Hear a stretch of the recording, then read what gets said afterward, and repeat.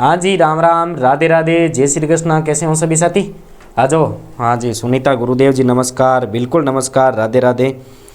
आओ देखे, आ जाओ आ जाओ, थे भी सारा आ जाओ रे, जल्दी से आ जाओ सभी के सभी साथी। और पॉलिटिकल पर करते हैं स्टार्ट। एक बहुत ही शानदार और बेहतरीन क्लास वापस देने की मैं कोशिश करूँगा कैबिनेट मिशन की, ठीक है ना। और चर्चा करेंगे संविधान की कि क्या है क्या नहीं वगैरह वगैरह सब चीज़ें आराम से बातें करेंगे। वॉइस वगैरह कैसी आ रही है? कड़ा है टिंगरे टाबरिया, आज तो कट है। आज ना ये शेड्यूल लेट लगाने का यही फ़ायदा होता है।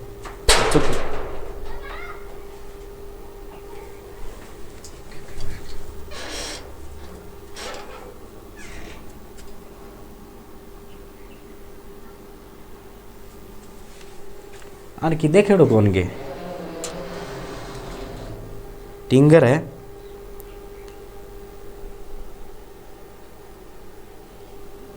टिंगर है। गुड आफ्टरनून सर जी, बिल्कुल गुड आफ्टरनून, राधे राधे।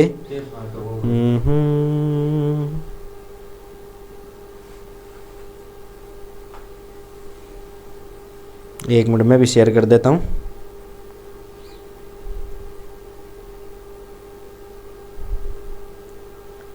हाँ आलोके सर, आलोके योगिता जी करें स्टार्ट। आ जाओ भाई, पॉलिटिकल की क्लास को स्टार्ट करते हैं। कुछ बच्चे हैं मतलब पता नहीं, लेकिन मेडिकल वगैरह बंद कौन ही है ना। यहाँ अगली माँ मूर्तियाँ देखने कौन मिलते, बाहर से वो गेट लगा रखे हैं, उस पर पत्थर वगैरह का मार के जा रहे हैं। उनको ये पता नहीं कि आपकी किडनी बेच देंगे ना तो भी स्टूडियो को खर्चा नहीं उठा पाओगे। फिर इनकी मम्मी यार बोलती है कि सर आपने कुछ बोल दिया। बोले नहीं यार, कम से कम वो पीछे से गेट को धक्का मार रहे हैं, आगे इन्वर्टर पड़ा है, इन्वर्टर से कनेक्शन हो रहा है पूरे के पूरे स्टूडियो का। बोर्ड भी यदि मान लो वह तो ठीक है, इन्वर्टर पड़ी है। कहीं गुरुजी गांव की मेडिकल बंद कौन रहे था के यहाँ नमूना पैदा कौन होता है अड़ान समझ में कौन ना भाई। 7 लाख रुपये स्टूडियो पर खर्चो करेड़ो है। एक थोड़ी सी मिस्टेक की वजह पूरे को पूरा ठंडा है। एक चीज़ एक छोटी सी पिन आवे नहीं जगह भी 7,000 8,000 नीचे कौन वो पेन है ना, पेन जो को कमो 3,500-4,000 रुपया को पेन है। चलो जो कोई तू ताड़ो तुड़ो लगेड़ो रह गया गुरुजी, हमने नहीं किडनी बेचनी पड़ेगी दुनिया। चलो देखो, हम लोग क्या पढ़ रहे थे? संविधान सभा पढ़ रहे थे, है ना। संविधान सभा के संदर्भ में बहुत सारी बातें जानेंगे हम लोग। देखो ये इंडिया का संविधान है, तो मैं सभी विद्यार्थियों से निवेदन करता हूं कि आप इंडिया हिस्ट्री रटो या ना रटो, लेकिन आपको इंडिया का संविधान रटना पड़ेगा। क्योंकि शायद आपने देखा होगा कि हर एग्जाम के अंदर है ना, सबसे ज़्यादा यदि कोई पार्ट रहता है तो वो हमारे इंडिया के संविधान का रहता है।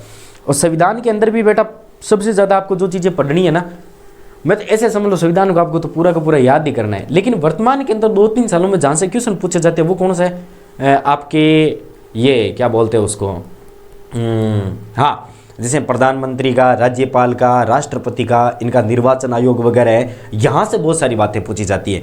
ये चीज़ें तो आपको आराम से याद हो जाएगी, कितने का आंकड़ा था, कहाँ से आंकड़ा था, क्योंकि ये बहुत पहले पूछा जाता था, बहुत पहले। मेरे ख्याल से जब मेरे पापा मास्टर बने थे ना, उस समय ऐसी बातें पूछी जाती थी, ठीक है ना। लेकिन अब आपका ट्रेंड चेंज हो गया है और आराम से निश्चित रूप से हम पढ़ेंगे। आज शाम को वैसे 7:15 बजे आपकी महामैराथन आ रही है, किसको लेकर के? प्राचीन भारत के इतिहास को लेकर के हम लोग है वो सारी की सारी बातें चर्चा करेंगे। आओ मिलकर के करते हैं क्लास को स्टार्ट। आप भी पढ़ो और मुझे भी पढ़ाओ। चलो देखो, सबसे पहले देखो कल हमने पढ़ा था संविधान के संदर्भ में, और संविधान के संदर्भ में हमने कल पढ़ा था। देखो पॉलिटिकल आपको बोरिंग लगे ना तो लगने दो, कोई दिक्कत वाली बात नहीं है। चाहे कितना भी सरदर्द करे कर लो, हम 1 घंटे की जगह आधा घंटा पढ़ लेंगे, आप बोलोगे तो 1.5 घंटे की जगह 1 घंटा पढ़ लेंगे। लेकिन ये सब्जेक्ट आपको रटना है पूरा का पूरा। देखो कल हमने चर्चा की थी कि जब हमारे देश के अंदर स्वराज का बिल पारित किया गया था, उस समय बाल गंगाधर तिलक ने 1895 के अंदर संविधान सभा की मांग की थी। बस इतना सा ध्यान में रखना, इस बंदे ने केवल संविधान सभा की मांग की थी। 1922 के अंदर गांधी जी ने मांग की थी, लेकिन उन्होंने क्या जोड़ दिया था कि भारतीयों के द्वारा संविधान सभा का निर्माण किया जाएगा। 2 बातें। नंबर 3, 28 के अंदर फिर जब साइमन कमीशन आया था, तो साइमन कमीशन की कमेटी में एक भी भारतीय नहीं था। इसका हमने विरोध किया। तो फिर मतलब ब्रिटिश गवर्नमेंट ने कहा चलो भाई ठीक है, आप एक काम करो, आप अपनी संविधान सभा का प्रारूप तैयार करके दो। तो हमने मोतीलाल नेहरू फादर ऑफ किसके थे? पंडित जवाहरलाल नेहरू के। हमने मोतीलाल नेहरू जी को आगे किया और मोतीलाल जी को बोला कि भाई आप ना एक काम करो, संविधान सभा का प्रारूप तैयार करो। तो मोतीलाल जी ने संविधान सभा का प्रारूप तैयार कर दिया था। कब किया था? 1928 के अंदर।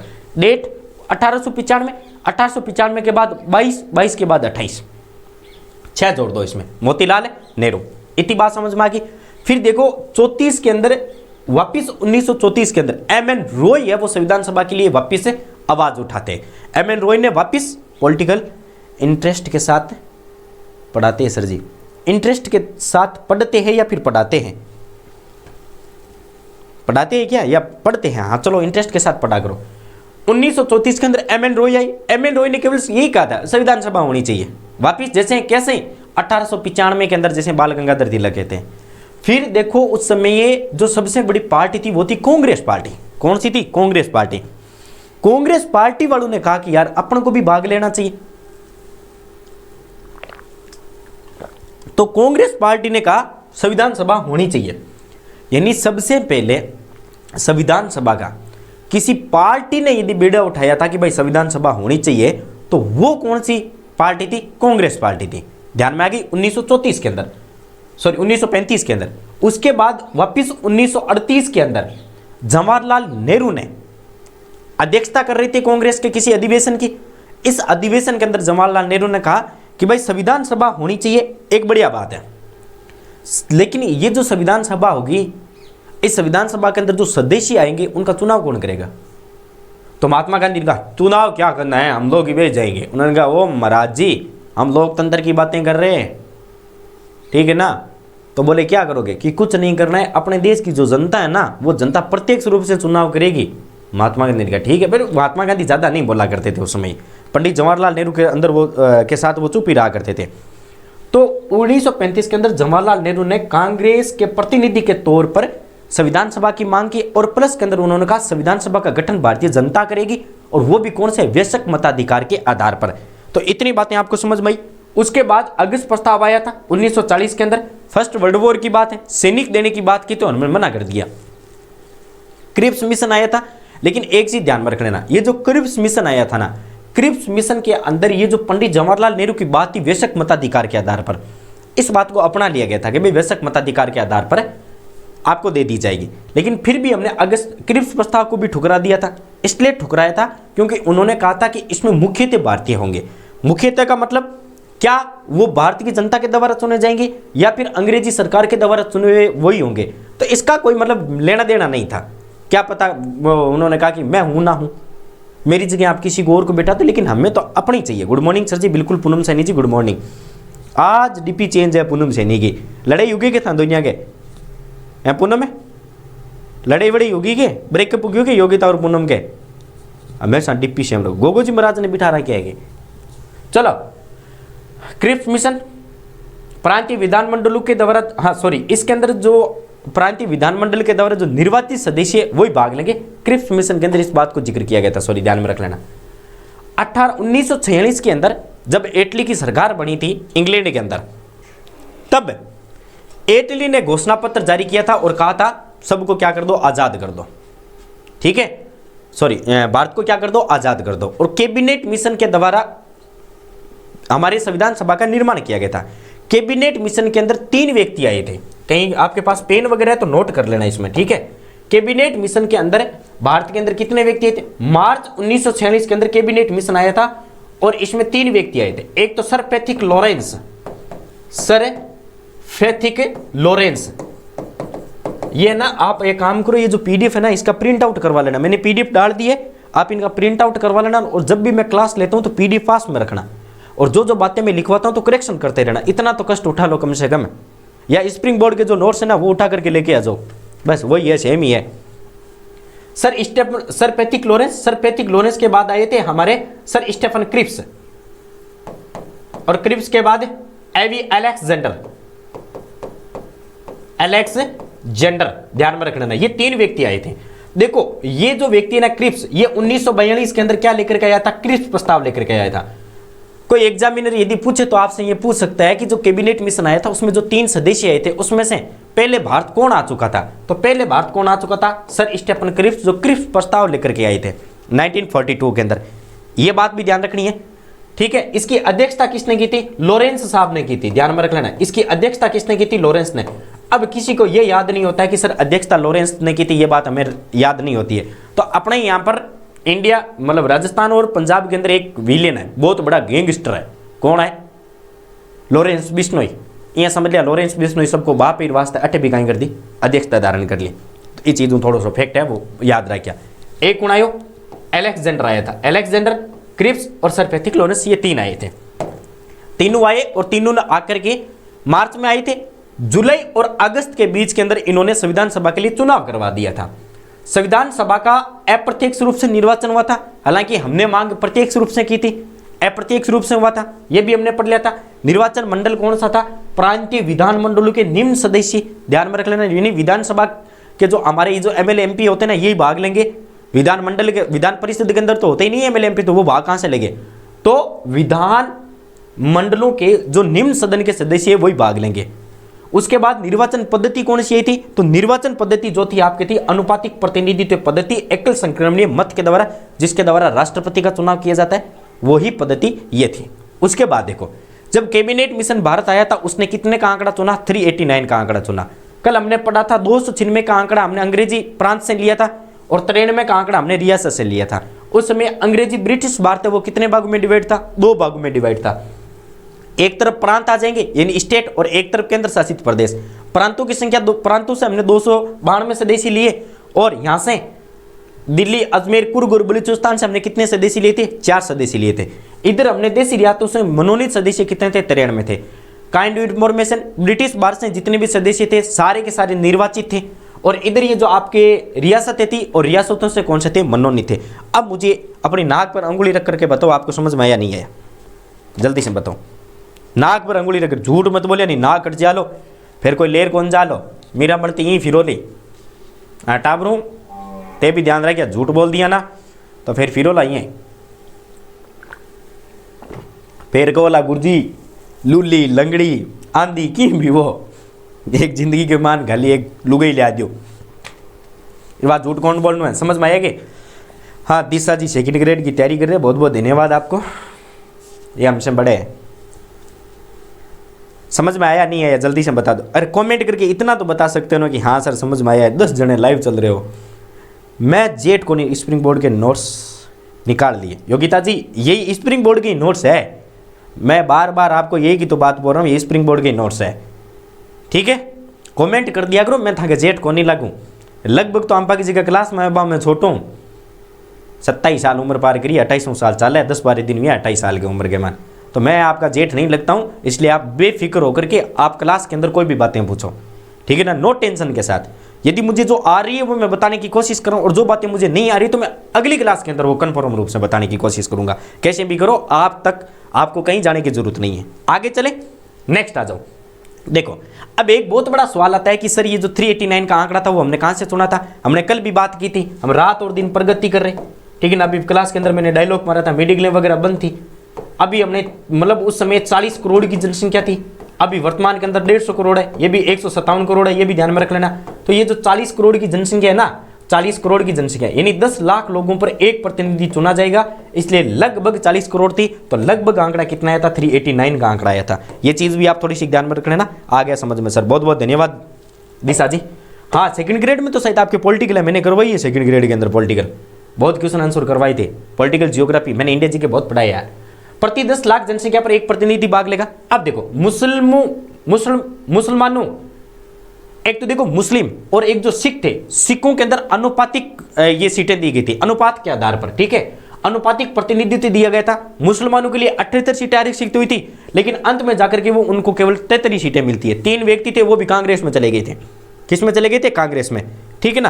तो ये चीज ध्यान में रखना, मुसलमानों के लिए 78 सीटें आवंटित हुई थी, आगे जाकर के वो 73 के अंदर कन्वर्ट हो जाएगी, क्योंकि जो बाकी बचे थे ना, ठीक है ना, 4-5 सदस्य, वो सारे के सारे किस में चले गए थे? कांग्रेस के अंदर। ये आंकड़ा आप याद रखो तो रख लेना, वरना कोई जरूरी नहीं है, ठीक है ना। सामान्य की 210 सीटें थी। अब आपको क्या ध्यान रखना है, देखो अभी हमने चर्चा की थी 389 का आंकड़ा था। अब आपको इस 389 के आंकड़े में पार्टियों के आधार पर, सामान्य के आधार पर, कांग्रेस के आधार पर, मुसलमानों के आधार पर, सिखों के आधार पर हमें डिवाइड करना है कि किस किस समुदाय के अंदर कितनी कितनी सीटें मिली थी, किस पार्टी को कितनी सीटें मिली थी, यह बात भी आपको जानना है।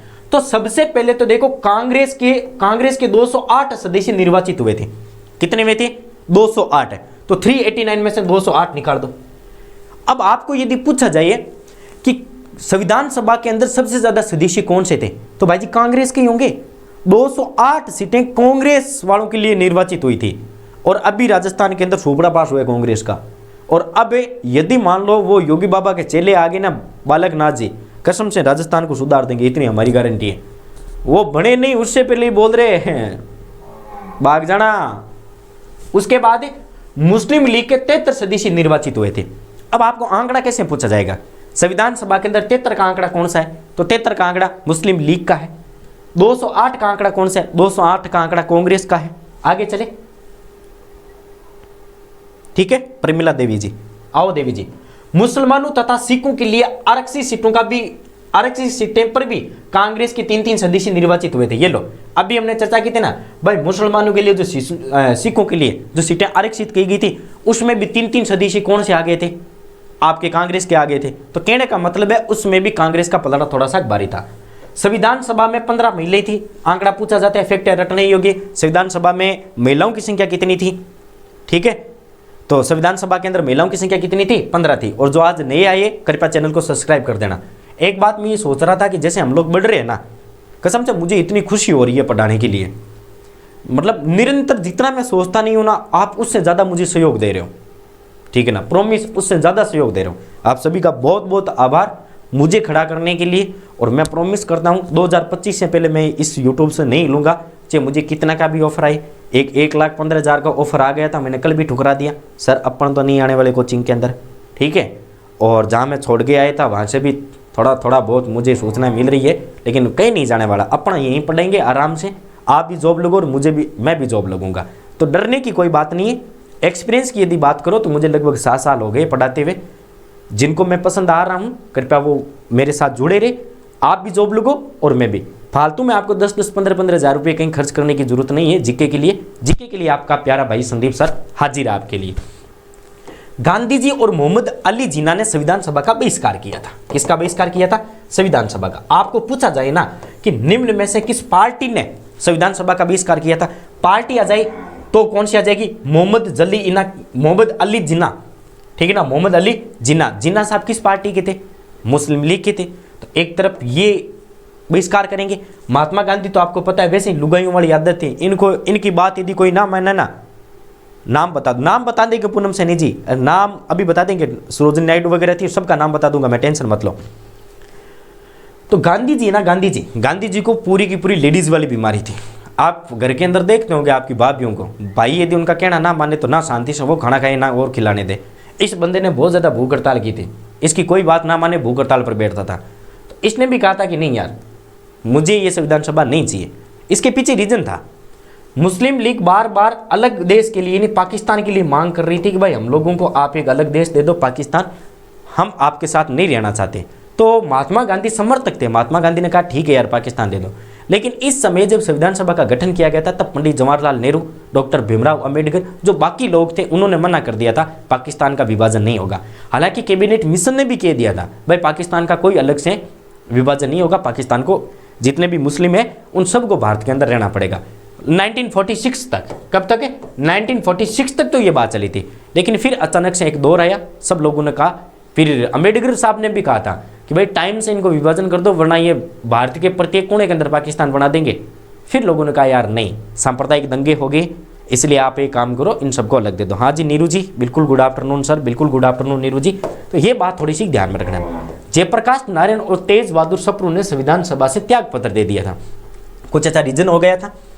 देखो ये बैनर तले, यानी मतलब इनको इतना नहीं था। जय नारायण और तेज बहादुर सप्रू है ना, एक्चुअली में बहुत सारे लोगों का ये कहना है कि भाई ये बिजनेसमैन थे, इनको संविधान सभा से कोई लेना देना नहीं था। और कुछ लोग कहते हैं कि भाई कांग्रेस इनके साथ नहीं थी, कुछ लोग कहते हैं कि ये बहिष्कार कर रहे थे। लेकिन कुछ भी हो, सारांश एक ही बात निकलता है, जय नारायण और प्लस के अंदर तेज बहादुर सप्रू है, वो ना तो राजनीति में आना चाहते थे, वो एक बिजनेसमैन थे।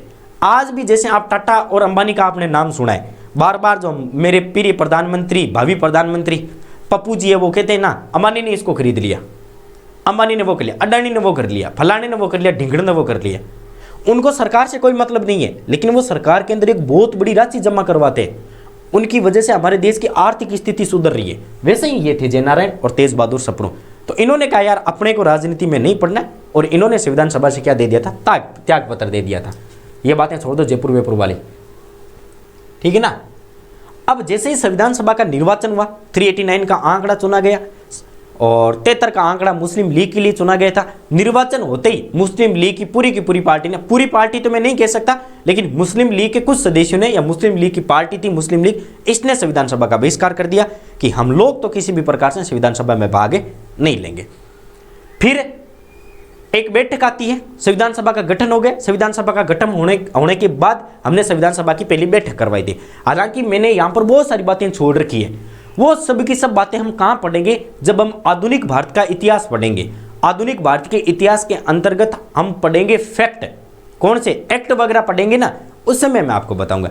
उस समय भी हम संविधान सभा की ऐतिहासिक यात्रा के नाम से एक टॉपिक पढ़ेंगे और उस टॉपिक को यहाँ ला करके खत्म कर देंगे। उस समय हम जितने भी हमारे ये जो अधिनियम वगैरह आए थे उन अधिनियम को पढ़ लेंगे और जितनी भी बातें आती हैं उन सबको पढ़ने की कोशिश करेंगे। ठीक है, आगे चलो। आप नए हो क्या प्रमिला जी? आज 9 दिसंबर 1946 की हमारे संविधान सभा की पहली बैठक तैयार हुई थी। इसमें आपको बहुत सारी बातें ध्यान में रखनी है। कैसे हैं गुरुजी? देखो, एक तो आपको यह पूछा जाता है कि संविधान सभा का उद्घाटन दिवस कौन सा था। पहली बैठक है, इसका मतलब सर इसी दिन हमने क्या किया था, संविधान सभा का उद्घाटन किया था। ठीक है, तो संविधान सभा का उद्घाटन दिवस इसी दिन मनाया जाता है। इंपॉर्टेंट बात आती है, श्री गणेश इसी दिन किया गया था। अब आप बोलोगे कि सर श्री गणेश क्या कर रहे हो? एक्चुअली में एसएससी जीडी के अंदर ये क्वेश्चन पूछा गया है कि हमारे संविधान सभा का श्री गणेश कब किया गया था। सर श्री गणेश का मतलब देखो, श्री गणेश का मतलब क्या होता है? श्री गणेश का मतलब होता है किसी भी काम को प्रारंभ करना। हमारे इंडियन कल्चर के अंदर जब भी किसी काम को प्रारंभ करते हैं ना, तो हम बोलते हैं कि हमने श्री गणेश कर लिया। तो पूछ सकता है श्री गणेश कब किया गया था। संविधान सभा की ये पहली बैठक मानी जाती है, ध्यान में रख लेना। कौन सी बैठक मानी जाती है? पहली बैठक।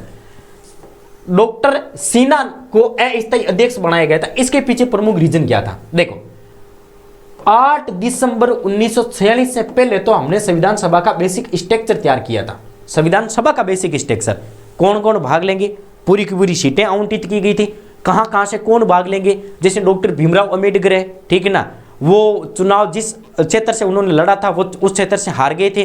फिर बॉम्बे के प्रधानमंत्री के कहने के कारण उन्होंने वापस बॉम्बे से सीट खाली करवाई गई, फिर वो निर्वाचित किए गए थे। ठीक है ना, तो इस प्रकार से हमने पूरा का पूरा पहले तो 8 दिसंबर 1946 तक तो हमने संविधान सभा के 389 सदस्य उनको मतलब लेकर के आए थे। फिर क्या हुआ, 9 दिसंबर के दिन उद्घाटन कर लिया। अब उद्घाटन करते ही लोगों ने कहा कि भाई अपना कोई अध्यक्ष तो होना चाहिए। जब बारात लेके जाते हो तो पूछते ना कि भीन का बाप कौन है। चलो भीन का बाप ना हो तो भीन के काको बाबू को एक को तो बनाया जाता ना। ये पकड़ पैसों की थैली, आप जानो और आपका काम जाने। होता नहीं होता है भाई, ये चीज होती नहीं होती है। लेकिन यहाँ सारे के सारे एक जैसे थे, सारे के सारे भीन के दोस्त बने हुए थे। तो लोगों ने कहा यार अब अचानक से तो किसको बनाइए, सोचने समझने की बात है, इतना बड़ा डिसीजन कैसे ले। तो लोगों ने संविधान सभा के सभी सदस्यों ने कहा अपना एक काम करते क्या कि पहले हम अस्थायी को चुनते हैं आज के लिए, और फिर हम लोग सोच विचार करेंगे भाई किसी को मनोनीत करेंगे या किसी को निर्वाचित करेंगे। भाई सब लोग मिलकर के किसी को मनोनीत करेंगे या फिर अपने काम करेंगे, भाई 2-3 बंदों को खड़ा कर देंगे और वोटिंग करवा लेंगे, जो निर्वाचित होगा वो बन जाएगा। लेकिन पहले आज के दिन कम से कम बिना ड्राइवर की गाड़ी थोड़ी चलेगी। तब हमने क्या कहा था, सब लोगों ने कहा था कि यार अपने पास एक ही बंदा है जो अलग अलग देशों में फिर चुका है, अलग अलग देशों के संविधान का अध्ययन कर चुका है। कौन है? कि सिन्हा साहब है, डॉक्टर सिन्हा साहब। तो सच्चिदानंद सिन्हा को अस्थायी सदस्य बनाया गया था, यानी स्थायी नहीं थे। ये संविधान सभा के वरिष्ठतम सदस्य थे कार्यकाल के आधार पर। किसके आधार पर? गुड आफ्टरनून सर जी, बिल्कुल गुड आफ्टरनून। कार्यकाल के आधार पर कहने का मतलब है कि जितने भी संविधान सभा के अंदर सदस्य थे ना, वो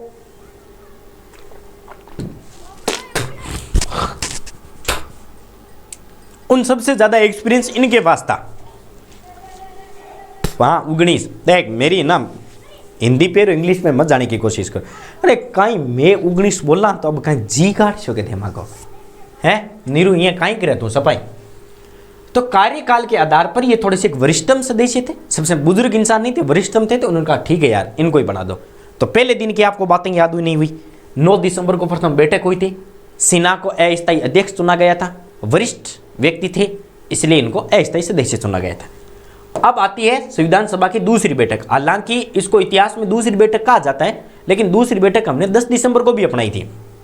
10 दिसंबर को भी हमारी मीटिंग हुई थी, लेकिन 10 दिसंबर के दिन किसी की मृत्यु हो गई थी, इसलिए हम लोग वहां मिलने के लिए गए थे। हम लोग नहीं, संविधान सभा के लोग वो वहां मिलने के लिए गए थे।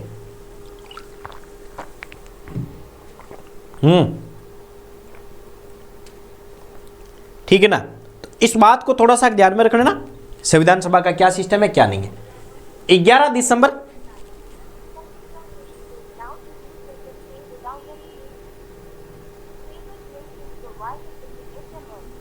माकन कट पैसा है भागे ये काल में कट पैसा को नाम लेवे है, लोन भर दियो पहले दियो के नो तंग करे इतावड़ में लोन भरी जी काल के मन। अब हमारी बीजेपी सरकार आई है कि पैसा दे जाना है। तो सर आपका सुबह में क्लास चलता है, बिल्कुल मेरा क्लास चलता है सुबह के अंदर 10 बजे होती है क्लास, और ग्रुप को ज्वाइन कर लेना, व्हाट्सअप ग्रुप पे आ जाना, ऐड कर लूँगा मैं आपको, टेलीग्राम वगैरह की लिंक वगैरह वो सब आपको वहाँ से मिल जाएगी।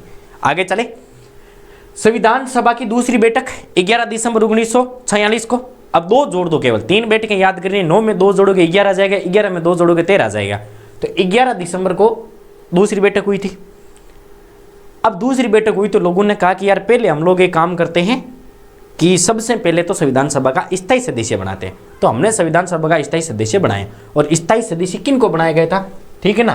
तो स्थायी सदस्य डॉक्टर राजेंद्र प्रसाद को निर्वाचित किया गया था। अब मुझे एक बात बताओ, देखो जब मैं एसआई का इंटरव्यू देने गया था तब मुझे ये बात पूछी गई थी, और उस दिन से, हालांकि मुझे तो आती थी, मैंने कहा जीके में आप कुछ बातें पूछ कर तो देखो। अरे वो ना, मतलब जब इंटरव्यू देने के लिए गया था ना मैं, तब एक मैडम थी, ठीक है ना, वो उसने कहीं पर मेरी पोस्ट वगैरह कहीं देख रखी थी, शायद मैं, आप तैयारी कर लो पर देखना मेरे एक वीडियो जो 1 मिलियन गया, मतलब 1 मिलियन के आसपास गया, उस मैडम ने शायद वहाँ देखा था। तब उसने कहा था कि सर आप तो अच्छी स्टोरी भी बताते हो। हाँ, फिर उन्होंने मुझे टॉपिक दिया था और उस पर मैंने मतलब 2 4 5 बातें भी बताई थी। अच्छा इंटरव्यू हुआ था, लेकिन पॉइंट 11 से मैं रह गया था।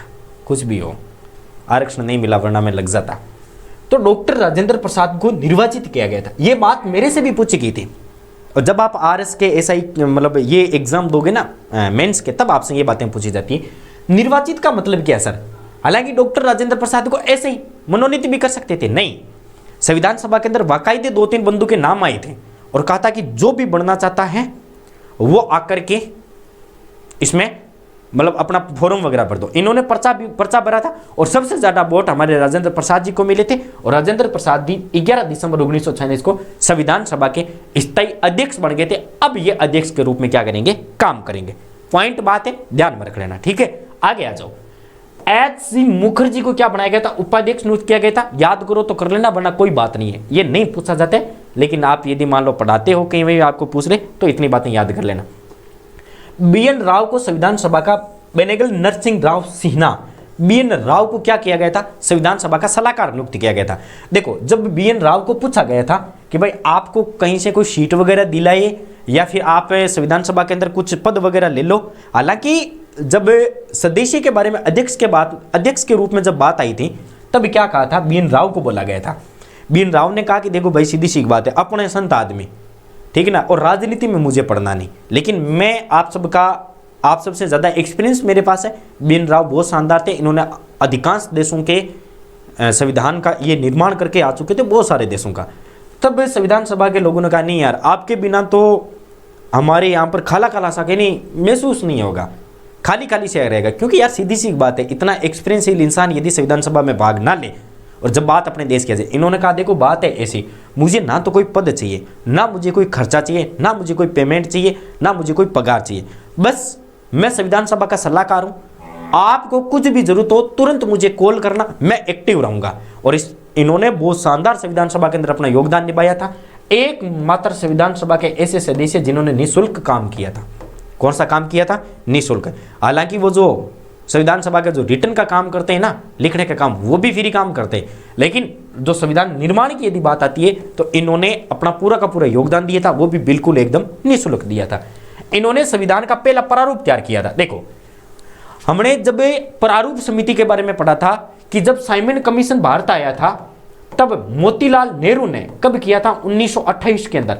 मोतीलाल नेहरू ने 1928 के अंदर हमारे संविधान सभा का पहला प्रारूप तैयार किया था। किसका किया था? संविधान सभा का पहला प्रारूप तैयार किया था। लेकिन हमारे संविधान का पहला प्रारूप तैयार कौन करता है? तो हमारे संविधान का पहला प्रारूप कौन तैयार करता है? BN राव करता है। यहां 2-3 फैक्ट आपको देखो, बातें जानने की कोशिश करो। देखो, सबसे पहले हमने पढ़ा था कि जब साइमन कमीशन भारत आया था तब मतलब अंग्रेजों ने कहा था कि आप अपने संविधान सभा का प्रारूप तैयार कर दो। तो आजाद भारत से पहले, कहां से? आजाद भारत से पहले मोतीलाल नेहरू ने 1928 के अंदर हमारी संविधान सभा का प्रारूप तैयार किया था। किसका किया था? संविधान सभा का। काइंड इंफॉर्मेशन, 2-3 फैक्ट है आपके पास, रजिस्टर है तो मोस्ट इंपोर्टेंट लगा कर लिख लो। उसके बाद देखो हमारे संविधान का प्रारूप किसने तैयार किया था। अब मैं आपसे बात पूछता हूं, हमारे संविधान सभा का प्रारूप किसने तैयार किया था? मोतीलाल नेहरू के बाद। कब? 1946 को। यह चीज आपको कमेंट करके जल्दी से बताओ, हमारे संविधान का प्रारूप किसने तैयार किया था? संविधान सभा के गठन के बाद आजाद भारत का जो संविधान लिखा गया था उस संविधान का प्रारूप किसने तैयार किया था? तब आपको बताना है BN राव ने, जो भारतीय संविधान के सलाहकार थे। अब आप जल्दी से कमेंट करके बताओ कि ये जो अभी हमने संविधान सभा पढ़ी है 1946 वाली, जिसका गठन हुआ था 9 दिसंबर 1946 से पहले, या 9 दिसंबर 1946 को पूर्ण रूप से जिसका गठन हुआ था, इसका प्रारूप किसने तैयार किया था? कमेंट करके मुझे जस्ट बताओ। ये क्वेश्चन पूछा गया है। और ऐसे ही क्वेश्चन के अंदर, अरे सर बोलो नहीं, इतनी देर जद क्यों? अच्छा,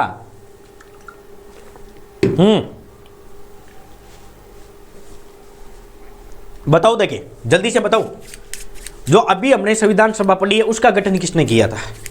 देखो, जो वर्तमान के अंदर हम संविधान सभा पढ़ रहे हैं ना, उसका गठन किया था कैबिनेट मिशन ने। किसने किया था? कैबिनेट मिशन ने। ठीक है। अब एक बात आपसे ये पूछ ले कि हमारे संविधान का निर्माण किसने किया था? हमारे संविधान का निर्माण किसने किया? तब क्या लिखोगे? जल्दी से बताओ, हमारे संविधान का निर्माण किसने किया था? 2-3 फैक्ट है, आप 1-2 मिनट निकाल करके चेक करो। देखो, आपसे एक नॉर्मल क्वेश्चन पूछा जाता है कि भारतीय संविधान का निर्माण किसने किया था? भारतीय संविधान का निर्माण किसने किया था? ठीक है। ऑप्शन नंबर 1 आपके सामने आता है Bhimrao Ambedkar. Bhimrao Ambedkar. Option number B आता है आपके सामने संविधान सभा। संविधान सभा। ऑप्शन नंबर सी आता है केवल ए। ऑप्शन नंबर डी आता है आपके सामने दोनों। क्या करोगे? जल्दी बताओ। ऑप्शन आपके सामने, हमारे भारत के संविधान का निर्माण किसने किया था? सर जी मन पानू को नहीं दो के, अब मैं पाना सगला नहीं दे दियो, बचे 10-12 जगह सगला नहीं दे दियो ना पाना। जल्दी से बताओ, भारतीय संविधान का निर्माण किसने किया था? डॉक्टर भीमराव अंबेडकर ने। अगला भारत की संविधान सभा ने। अगला केवल ए, और अगला आपके सामने डी, दोनों ने। जल्दी से बताओ, यदि आप में से किसी ने पढ़ा है तो जल्दी करो, जल्दी, ज़्यादा टाइम नहीं है, जल्दी करो। देखें, ऐसे क्वेश्चन आ जाए तो पूनम सैनी संविधान सभा, डॉक्टर नीलम जी बोल रहे हैं भीमराव अंबेडकर। हाँ, और कोई? 2 ही पढ़ोगे थे। देखो टाबरू, यहां जो आपको क्वेश्चन पूछा गया है ना, उस क्वेश्चन के अंदर लाइव तो 14 है, लाइक 6 यहीं चल है, आधा तो नहीं फोन ने कर चालू और सामने रख दिए और बढ़िया तरीके में नोट्स पढ़ा है। ठीक है ना। उसमें से हमारे साथ कसम, मतलब हमारे साथ एक तो गवर्नमेंट जॉब लगी हुई ऐसा ही है, और एक आप जानते हो एलएन की एक मैडम है, वो भी हमारे यहाँ पर पढ़ती है, जो मैथ पढ़ाई थी, जिसका पैकेज है 1,80,000। कितना है? 1,80,000। मात्र दिन में 3 घंटे क्लासें लेकर के आती है एलएन में, 1,80,000 रुपये उनकी सैलरी है। भगवान क्या करे। और एक में 5-5 हज़ार मान रगड़ी जराइडा, 5-5 हज़ार कौन, 1.5 लाख रुपया सैलरी तुम ही ले रहे हो। देखो, भारतीय संविधान सभा का किसने निर्माण किया? यहाँ आपको 2 बातें ध्यान में रखनी है। देखो, हम लोग क्या करते हैं, आज तक लगभग क्वेश्चन यही माना जाता है डॉक्टर भीमराव अंबेडकर, लेकिन ये गलत है। ठीक है। भगवान आपको फेल होने की क्षमता प्रदान करे। अब यदि आगे आ जाए, ऐसा क्वेश्चन नहीं करना है, आप मेरे पे विश्वास करो, ऑथेंटिक सोर्स पढ़ो। देखो, संविधान सभा, सॉरी, हमारे भारत के संविधान का निर्माण डॉक्टर भीमराव अंबेडकर ने नहीं किया था। हमारे भारत के संविधान का निर्माण संविधान सभा ने किया था। किसने किया था? संविधान सभा ने। अब जो मेरे साथ आरबीडी के अंदर क्वेश्चन आंसर के अंदर जो जुड़े हुए थे, उनका तो ये क्वेश्चन सही है, और जिन्होंने रीट का एग्जाम दिया था, ये क्वेश्चन आया था जो मैंने बताया था, रीट के एग्जाम में ये क्वेश्चन आया था। सर ऐसा थोड़ी है, हमने तो डॉक्टर भीमराव अम्बेडकर पढ़ा है। बिल्कुल सही बात है बेटा, आपने डॉक्टर भीमराव अम्बेडकर जरूर पढ़ा है, लेकिन इसमें एक ध्यान में रखना, यदि संविधान का किसी ने संकलन किया था, संविधान का किसने संकलन किया था, तो संकलनकर्ता कौन है? डॉक्टर भीमराव अम्बेडकर है। देखो डॉक्टर भीमराव अम्बेडकर ने नहीं किया था, डॉक्टर भीमराव अम्बेडकर ने नहीं किया था, ठीक है ना। एक्चुअली में देखो हम पढ़ेंगे आगे जाकर की समितियां, पढ़ेंगे नहीं पढ़ेंगे, ठीक है ना। वो जो समितियां थी ना, अब जैसे सरदार वल्लभ भाई पटेल है वो प्रांतीय समिति के अध्यक्ष थे, ठीक है ना। पंडित जवाहरलाल नेहरू है वो स्टेट के थे। तो ऐसे ऐसे समितियां बनती हुई थी, अलग अलग लोगों को अलग अलग काम दिया गया था। भाई आरक्षण के आधार पर अलग था कि भाई किस किस को आरक्षण देना है, इस समिति के एक अलग अध्यक्ष है, तो आरक्षण किन किन को देना चाहिए ये संविधान सभा के अंदर आप ये लिख करके लेके आओ। तो वो लोग फिरते थे गाँव के अंदर, यानी अलग अलग टीम थी। डॉक्टर भीमराव अम्बेडकर परमानेंट संविधान सभा में बैठा करते थे, और वो क्या किया करते थे, सब जगह से लेकर के आते थे, ठीक है ना। वो जो जितनी भी बातें लेकर के आते थे डॉक्टर भीमराव अम्बेडकर उनको एकदम कंटिन्यू, जो आप अभी संविधान देख रहे हो ना, मतलब पूरा का पूरा एकदम क्रम से जचाया हुआ है, वो काम किया करते थे डॉक्टर भीमराव अम्बेडकर। तो संकलन का काम करने का या संकलन के काम करने का काम कौन करते थे? डॉक्टर भीमराव अम्बेडकर किया करते थे। इसलिए आपके ए इसमें राइट नहीं होगा, इसमें संविधान सभा होगा। हाँ नो सर, गुरु पानो मत दो किसी को, ठीक है। आप मुझे ये बताओ क्या नाम है? भीमराव अम्बेडकर ही है सर। कौन नहीं नीलम जी, मैं थान बता रही हूँ डॉक्टर भीमराव अम्बेडकर ने निर्माण नहीं किया था, ये चीज़ मैं आपको बता रहा हूँ, समझने की कोशिश करो, ठीक है। वो एक क्वेश्चन आते थे पहले कि हमारे संविधान का निर्माण किसने किया था, ठीक है ना। हाँ अब मैं आपको एक बात बताऊं, यदि आपको ऑप्शन में संविधान सभा नहीं मिले, यदि ऑप्शन में संविधान सभा नहीं मिले तो आपको डॉक्टर भीमराव अम्बेडकर करना है, फैक्ट है। आपको यदि ऑप्शन में संविधान सभा कहीं दिखे तो संविधान सभा करना है। ऑप्शन के अंदर यदि 2 4 5 व्यक्तियों के नाम मिलते तो आपको कौन सा करना है? डॉक्टर भीमराव अम्बेडकर करना है, क्योंकि इनको हम संविधान का जनक कहते हैं, जननी कहते हैं। उपमा दी गई थी, इनको उपाधि दी गई थी संविधान का जनक और जननी। तो इसके आधार पर, उपाधि के आधार पर हम डॉक्टर भीमराव अम्बेडकर भी कर सकते हैं, लेकिन शर्त एक होनी चाहिए, आपके जो 4 ऑप्शन में, चारों ऑप्शन के अंदर संविधान सभा नहीं होनी चाहिए, ठीक है। इस बात को आप थोड़ा सा ध्यान में रख लेना। अब मानो ना मानो बता की इंच है, बाकी आप जानो आपका काम जाने। आगे चले, अब आती है अगले दिन 13 दिसंबर 1946 की बैठक। बहुत शानदार बैठक थी, बहुत सारा बेसबाजी हुई थी, और जो आज का टॉपिक है उद्देश्य प्रस्ताव, वो उद्देश्य प्रस्ताव इसी बैठक के अंदर रखा गया था। कैसे रखा गया था, किस प्रकार से रखा गया था, ठीक है ना। इसके रिप्लाई नहीं दे पाए, देखो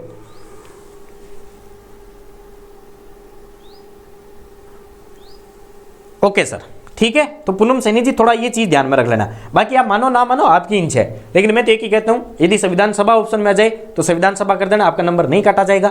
हाँ संविधान सभा ना हो तो डॉक्टर भीमराव अम्बेडकर कर देना। आगे चलो, देखो अगली हमारी जो थर्ड बैठक है, तीसरी, वो तीसरी बैठक कौन सी है? तीसरी बैठक है हमारे 13 दिसंबर 1946 को। हालांकि 12 दिसंबर को भी बैठक हुई थी, लेकिन बार बार मुस्लिम लीग के द्वारा बहिष्कार किया जा रहा था, तो 12 दिसंबर की बैठक को स्थगित कर दिया गया था। लोगों का विचार विमर्श करेंगे तो वो हमारे संविधान में नहीं गिनाई जाती है, ठीक है। आगे चलो, देखो संविधान सभा की तीसरी बैठक 13 दिसंबर 1946 को हुई थी। पहली बैठक 9 दिसंबर, मैं रटने की फैक्ट बताता हूं, 9 11 13, 9 दिसंबर 1946, ये डेट सबको याद है। 9 में 2 जोड़ दो तो 2 जोड़ोगे तो कितनी आ जाएगी? 11 आ जाएगी, और 11 में 2 जोड़ दो कितनी आ जाएंगे? 13। तीनों बैठ के आपको मेरे ख्याल से याद हो जाएगी, ठीक है। तो ये थोड़ा सा 2 जोड़ करके याद कर लेना। आगे देखो क्या हुआ था, नेक्स्ट बात बताता हूं। पंडित जवाहरलाल नेहरू ने यहां पर उद्देश्य प्रस्ताव रखा था। क्या रखा था? उद्देश्य प्रस्ताव। अब आपको पूछ ले कि सर व्हाट इज दिस उद्देश्य प्रस्ताव? उद्देश्य प्रस्ताव था क्या? आपने बचपन के अंदर लेख लिखा होगा दीपावली का, आपने होली का लेख लिखा होगा, बहुत सारे लेख लिखे होंगे ना आपने। वहां आप क्या करते हो, एक छोटी सी प्रस्तावना लिखते हो। होली क्यों मनाई जाती है, राम जी घर पे आए थे, फलाना जी घर पे आए थे, वो सारी अयोध्या को दीपक से सजाया गया था, साफ सफाई वगैरह की जाती है। यानी आप जो 5 पेज के अंदर लेख लिखते हो उसको आप मात्र और मात्र 10 लाइनों के अंदर उसका संक्षिप्त लिखते हो, शॉर्ट रूप लिखते हो। तब पंडित जवाहरलाल नेहरू ने कहा था कि यार हम लोग इतने बड़े संविधान का निर्माण कर रहे हैं, कम से कम हम उनके बारे में एक उद्देश्य तो लिखें। उद्देश्य प्रस्ताव के अंदर हम लोग शॉर्ट में बातें तो लिखे कि भाई ये चीजें यहां पर लागू की गई थी, इसलिए हमने संविधान का निर्माण किया है, हमारा उद्देश्य क्या है।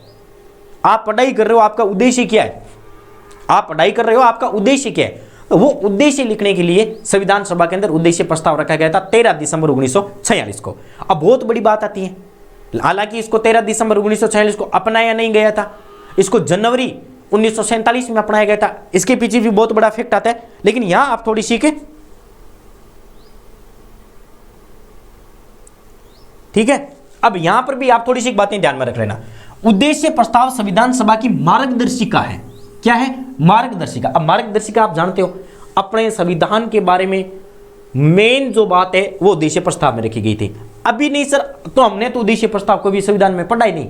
आपने नहीं पढ़ा है, आपने उद्देश्य प्रस्ताव की जगह पढ़ा है प्रस्तावना। क्या पढ़ा है? प्रस्तावना।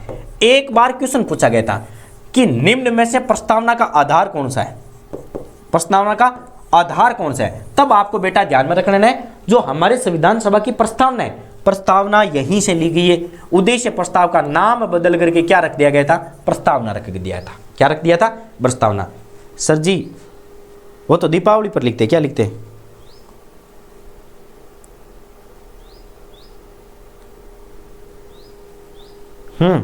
मैं देख लूंगा बाद में। अब आप 1 मिनट है ना, पहले क्लास के अंदर कोई डिस्टर्ब मत करो ना आप, मतलब जो जोश है मेरा वो जोश थोड़ा सा देखने दो। इसमें संविधान की मुख्य विशेषताओं का उल्लेख किया गया है। यह संविधान का दर्शन कहलाते हैं भाई, सीधी सी बात है। संविधान का दर्शन, दर्शन एक ही बात है, आईने दिखाते हैं, ठीक है ना, आईना भी इसको कहा गया है। उद्देश्य प्रस्ताव के अंदर बहुत सारे मुख्य बिंदु थे। अब मुख्य बिंदु कौन से थे, लेकिन देखो अब मैं आपको छोटी सी बात बता दूं। ये जो उद्देश्य प्रस्ताव था 13 दिसंबर को, इस दिन उद्देश्य प्रस्ताव को स्वीकार नहीं किया गया था, इसको स्वीकार नहीं किया गया था। इसके पीछे most important doctor Bhimrao Ambedkar ने और जो 2-3 वगैरह आदमी थे संविधान सभा के, उन्होंने मना कर दिया था कि भाई देखो आज के दिन उद्देश्य प्रस्ताव को स्वीकार नहीं करेंगे, आप एक बार रख दो इसको साइड में, उसके बाद हम इस पर विचार विमर्श करेंगे। सर ये क्यों कहा गया था? हालांकि पंडित जवाहरलाल नेहरू भी बहुत बड़े मतलब एक लेजेंड लीडर थे भारत के अंदर, कांग्रेस के सबसे बड़े लेजेंड लीडर भी ये पंडित जवाहरलाल नेहरू थे। उनकी बात को ठुकराया क्यों गया था? कोई विशेष बात होती है तभी आपकी जज्बातों को ठुकराया जाता है। उसके पीछे मुख्य कारण क्या था? देखो हमने क्या पढ़ा था, संविधान सभा का महात्मा गांधी बहिष्कार कर रहे थे। महात्मा गांधी बोल रहे थे हम लोग तो नहीं मानेंगे। तेज बहादुर सप्रू और प्लस के अंदर जयनारायण ने क्या दे दिया था? इस्तीफा दे दिया था, ठीक है ना। और सबसे बड़ी जो विशेषता थी, सबसे बड़ी मांग थी, वो ये थी कि भाई पाकिस्तान को अलग करना है। मुस्लिम लीग के सदस्य इस बैठक के अंदर नहीं आ रहे थे, मुस्लिम लीग के सदस्य इस बैठक के अंदर भाग नहीं ले रहे थे। तो इसकी वजह से महात्मा गांधी ने और डॉक्टर भीमराव अम्बेडकर ने और जो 2-3 अलग सदस्य थे, उन्होंने कहा कि भाई एक बार हम पाकिस्तान पर सोच करेंगे, पाकिस्तान की समस्या को पूरा करने की कोशिश करेंगे, उसके बाद हम अपने संविधान सभा को आगे खिसकाने की कोशिश करेंगे। 26 जनवरी 1947 को पारित किया गया था, बिल्कुल एकदम सही बात है। इसको वापस 26 जनवरी 1947 को अपनाया गया था। तब तक ये एक कार्ड के रूप में हमारे संविधान सभा के अंदर ऐसे ही खूणे के अंदर पड़ा था, ठीक है। तो ये चीज आप थोड़ी सी ध्यान में रख लेना। देखो अब आप यदि चाहो तो मैं आपको बता दूं उद्देश्य प्रस्ताव में कौन सी बातें रखने के लिए बातें की गई थी। पंडित जवाहरलाल नेहरू ने जो उद्देश्य प्रस्ताव पारित किया था उसमें पहली बात लिखी हुई थी कि स्वतंत्र संप्रभु भारतीय गणराज्य के लिए संविधान बनाना है। स्वतंत्र संप्रभु भारतीय गणराज्य के लिए हम लोग संविधान बना रहे हैं, इस बात का उल्लेख इसमें किया गया था। नंबर 2, स्वतंत्र भारत संघ में निम्न क्षेत्रों को शामिल किया जाएगा। कौन से मतलब अब जो हम आज़ाद हो चुके, आज़ाद होने के बाद हम भारत के अंदर 26 नवंबर को पारित किया गया था, 26 नवंबर को नहीं है, जनवरी को पारित किया गया था। सर कुल बैठक 12 हुई थी ना, अभी तक पूनम सैनी जी हम बैठकों तक पहुंचे नहीं है, अभी हम तीसरी बैठक के अंदर ही है। कुल कितनी बैठकें हुई थी, कुल कितने अधिवेशन हुए थे, उन सब पर हम चर्चा करेंगे, डरने की कोई बात नहीं है। मैं एक भी फैक्ट नहीं छोड़ूंगा, आप टेंशन मत लो। लेकिन अभी हम तीसरी बैठक के अंदर है, उद्देश्य प्रस्ताव में आए। आप कीप इट डाउन, थोड़ा सा वेट कीजिए, सारी चीजें हम पढ़ने की कोशिश करेंगे, ठीक है। 26 जनवरी 1947 बिल्कुल एकदम सही बात है। 26 जनवरी 1947 को अपनाया गया था। आगे चर्चा करें एक बार, आगे चलो। देखो स्वतंत्र भारतीय संघ में निम्न क्षेत्रों को शामिल किया जाएगा। उन्होंने लिखा था कि भाई हम इतने बड़े भारत को बनाने की कोशिश कर रहे हैं, तो हम लोग क्या करेंगे, किस किस क्षेत्र को रखेंगे, इस बात का भी जिक्र करो। तो यहां पर कुछ क्षेत्र रखे गए थे, जैसे पहला, ब्रिटिश भारत के क्षेत्र, जो अभी हमने पढ़ा था ना, अंग्रेजी प्रांत के जितने भी क्षेत्र थे वो सारे के सारे इसमें रखने की बात की गई थी। ये बात भी थोड़ा सा देखो इंपॉर्टेंट है, अभी 2-3 एग्जाम के अंदर पूछा गया था कि उद्देश्य प्रस्ताव में कौन सी बातें रखी गई थी, तब मैं आपको बता रहा हूँ। हालांकि ये कोई पार्ट नहीं था, इतना क्वेश्चन नहीं बढ़ते थे, लेकिन 1-2 एग्जाम के अंदर ये बातें पूछ ली गई, तब आप थोड़ा सा इस पर मद्देनजर याद हो जाएगी आपको पूरी की पूरी, क्योंकि ये चीजें बार बार आपके सामने आएगी। तो ब्रिटिश भारत का क्षेत्र, जिसके अंदर अब 2 नंबर भारतीय राज्यों का क्षेत्र। भारतीय राज्यों का क्षेत्र का मतलब क्या है? भारतीय राज्यों की, देखो हमने पढ़ा था देशी रियासतें, देशी रियासतों के अंदर कुछ भारत के भी थे, ये भी चीज ध्यान में रख लेना। उसके बाद अन्य भारतीय क्षेत्र, अन्य भारतीय क्षेत्र, अब जैसे मान लो कुछ ऐसे क्षेत्र है जो भारत के है लेकिन किसी दूसरे देश के अंदर वो हमसे मिलना चाहते हैं, वो चीज भी इसमें लिखी गई थी। ऐसे क्षेत्र राज्य जो स्वेच्छा से भारतीय संघ में शामिल होना चाहते हैं। अब जैसे मान लो कोई अलग देश है, जैसे पाकिस्तान है, पाकिस्तान की कोई प्रांत यदि भारत में मिलना चाहती है तो वो क्षेत्र भी आ जाएंगे। तो ये चीजें आप ना वो तीनों याद कर लेना कि कौन से क्षेत्र आएंगे, और इसके आधार पर हम अनुसूची संख्या 1 बनाएंगे। इन्हीं के आधार पर हम क्या बनाएंगे? अनुसूची संख्या 1 बनाएंगे। तो अनुसूची 1 यदि बनाई गई थी, वो किसको आधार बना करके बनाई गई थी? उद्देश्य प्रस्ताव को। किसको आधार बना करके? उद्देश्य प्रस्ताव को। ठीक है, आगे चर्चा करें। देखो नेक्स्ट बात, उसके बाद सेकंड नंबर, भारतीय संघ में राज्यों को स्वायत्तता दी जाए तथा अवशिष्ट शक्तियां राज्यों के पास होगी। अब देखो सर ये क्या चीज है? अवशिष्ट शक्तियां, अवशिष्ट शक्तियां। अब मैं आपको एक बात बताता हूं, हम लोग जब आधुनिक भारत का इतिहास पढ़ेंगे तब मैं आपको एक अधिवेशन पढ़ूंगा 1935, ठीक है ना, भारत शासन अधिवेशन, ठीक है ना, भारत शासन 1935 का भारत शासन, ध्यान में रख लेना 1935 का भारत शासन। 1935 के भारत शासन के अंदर हमने क्या किया था? सरकार की शक्तियों के अंदर बंटवारा किया था। क्या किया था? सरकार की शक्तियों के अंदर बंटवारा किया था, यानी उनके जो काम करने की जो चीजें है ना, अरे धर्मनिरपेक्ष की देख पूजा, यहाँ सॉरी योगिता जी, यहाँ मैं क्या बातें बता रहा हूं पता है? यहाँ मैं बातें बता रहा हूं कि जब संविधान सभा के अंदर उद्देश्य प्रस्ताव रखा गया था 13 दिसंबर को, उस 13 दिसंबर के अंदर पंडित जवाहरलाल नेहरू ने क्या क्या बातें रखी थी वो चीज पढ़ रहे, ना कि हम प्रस्तावना पढ़ रहे। आप जो पढ़ रहे हो ना, आप जो बता रहे हो ना योगिता जी प्रस्तावना, वो प्रस्तावना नहीं है। अब भी उद्देश्य प्रस्ताव के अंदर छेड़खानी होगी, कुछ बातें हटाई जाएगी, कुछ बातें रखी जाएगी।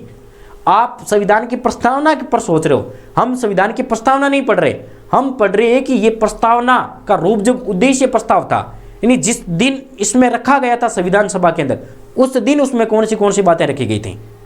We have also comment sir, good afternoon, बिल्कुल गुड आफ्टरनून कल्पना जी। उसके बारे में चर्चा करें, हम लोग अभी तक प्रस्तावना तक नहीं पहुंचे।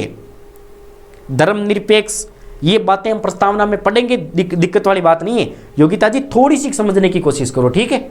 आगे बात करें, आगे पढ़ो। देखो क्या है, देखो हमने 1935 भारत शासन अधिनियम जब आया था, अंग्रेजों के द्वारा जो भारत को दिया गया था, उसमें हमने क्या कहा था कि भाई एक तरफ राज्य होंगे और एक तरफ केंद्र सरकार होगी, जिसको हमने राज्यों को तो हमने प्रांत सरकार दिया था और केंद्र सरकार को हमने नाम दिया था संघ सरकार। कौन सी सरकार? संघ सरकार। इसमें हमने कार्यों का अलग अलग रूप से डिवाइड किया था कार्यों को कि कौन सी सूची होगी, कौन सी होगी। हमने प्रांत सूची बनाई थी। कौन सी सूची बनाई थी? एक प्रांत सूची बनाई थी, और एक हमने बनाई थी कौन सी? संघ सूची। एक बनाई थी हमने समवर्ती सूची, और एक क्या बनाई थी हमने? अवशिष्ट सूची। कौन सी बनाई थी? अवशिष्ट सूची। ये अवशिष्ट सूची यही है। कौन सी है? यही है। अब देखो, अब आप पढ़ो, जब स्रोत पढ़ोगे ना कि हमने कौन सा स्रोत कहां से ले रखा है, भारत के संविधान के हमने पार्ट कहां से ले रखे, तब हम पढ़ेंगे कि भारत के संविधान के अंदर यदि सबसे ज्यादा हमने कहीं से बातें ली है तो हमने कहां से लिए? वो हमने लिए कहां से? 1935 के भारत शासन अधिनियम से, 1935 भारतीय शासन अधिनियम से ली थी। तो इन्होंने क्या कहा था? अब इस समय ये एक्चुअली में क्या है कि जो हमारे जीजी साहब हुआ करते थे ना, गवर्नर जनरल के पास ये शक्तियां थी कि गवर्नर जनरल चाहे तो अवशिष्ट सूचियों को प्रांत में मिलाए, चाहे तो संघ में मिलाए, और चाहे तो किस में मिलाए? समवर्ती में मिलाए। तब पंडित जवाहरलाल नेहरू ने एक आग्रह किया था उद्देश्य प्रस्ताव के अंदर कि भारतीय संघ में राज्यों को स्वायत्तता दी जाए। स्वायत्तता का मतलब क्या है? स्वायत्तता का मतलब क्या? उनको एक विशेष अधिकार दिया जाए, और प्लस के अंदर जो अवशिष्ट सूची आती है ना, वो अवशिष्ट सूची राज्य को दी जाए।